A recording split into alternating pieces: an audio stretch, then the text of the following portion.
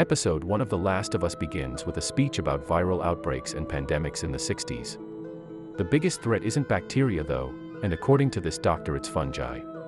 It's an eye-opening speech, one that basically discusses Ophiocordyceps campanodifloridani. Try saying that fast 10 times. The gist is, this fungi can turn its host into a puppet with the puppet master, the fungi itself, pulling the strings and controlling its host. It's a scary prospect, and one that forms the basis for our tale. In September 26, 2003, we catch up with Joel and his daughter Sarah. Despite it being Joel's birthday, he's intent on pulling a double at work. He promises Sarah he'll be home at 9. Before she leaves, Sarah takes a watch and a stack of cash from the upstairs drawer. After school, Sarah has the watch fixed up, explaining the money. However, police flying by the shop in their patrol cars is enough to spook the shop owner's wife, who hurriedly shuts up shop and tells her to leave.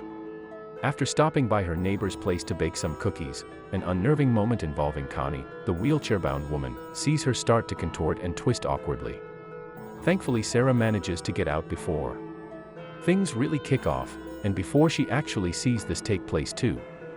Back home, Joel is given his birthday present, that watch Sarah had fixed up earlier in the episode. The entire scene is beat for beat the same as the game, and it's beautifully done. However, later that evening Joel's phone starts buzzing. It's his brother, Tommy. He's in Travis County Jail after starting a fight with some guy swinging at a waitress going mad. If he doesn't get Tommy out now, then he'll be stuck all weekend. Sighing heavily, Joel heads off and leaves Sarah in bed. When Sarah awakens, alone, a national broadcast tells everyone to stay inside. So naturally, Sarah decides to go out and investigate her neighbors. Connie is on the floor, feeding, and very clearly infected.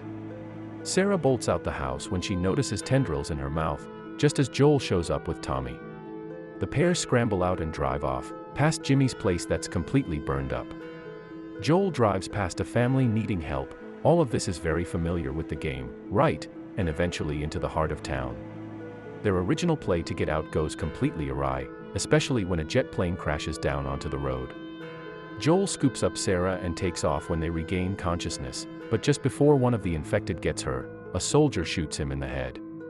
Tommy is gone, for now, while Sarah's injury from the crash is a point of contention.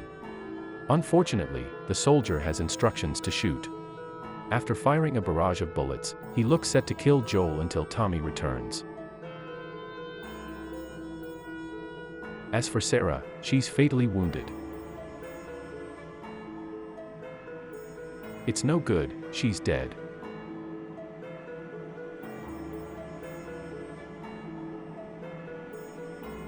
We then jump forward 20 years later. We're in Boston, 2023. A kid wanders into town and is picked up by authorities. He's unfortunately infected and as such, injected with something that kills him outright. His body is picked up by Joel, who works burning bodies. He's eking out a living, taking whatever jobs are going, and living in a tight-knit community.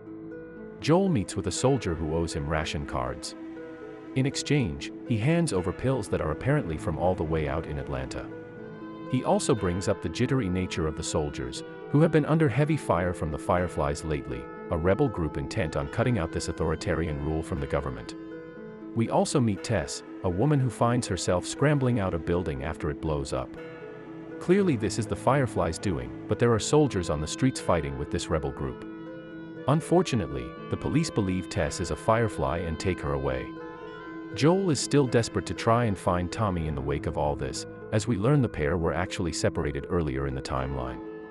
Joel is drinking heavily, popping pills, and eventually is reunited with Tess.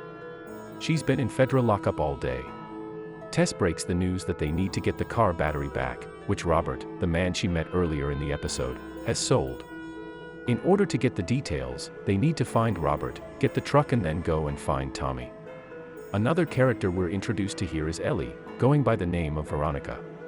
Marlene and the other Fireflies inside Boston are keeping her locked up, but they intend to leave and head west with her, believing she's their salvation.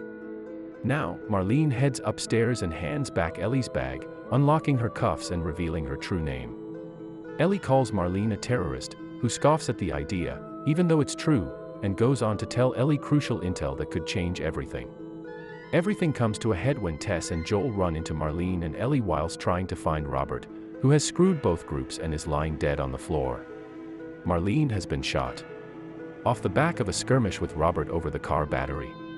A car battery that's faulty and absolutely no good. Marlene points out that both Tess and Joel are more than capable of taking over her original mission of ferrying Ellie outside the city. The target here is the old state house where other Fireflies are located. Heading there, Marlene promises they'll have a car battery, guns, and everything else they need. Joel agrees and they head out in the dead of night. Unfortunately, they're spotted by a soldier. The same soldier who Joel tried to make a deal with earlier in the episode. He checks each of them for infection, but Ellie stops him. When the guy points a gun at Joel, he flashes back to those horrible moments involving Sarah and kills him outright. As for Ellie, it turns out she's actually infected, but her wound is 3 weeks old and she's actually immune. As they scramble out the city, they're dwarfed by a skyscraper, sticking out like a giant tombstone in the eerie, rainy sky. Please like, comment, and subscribe if you like to see more videos like this. Thank you for watching.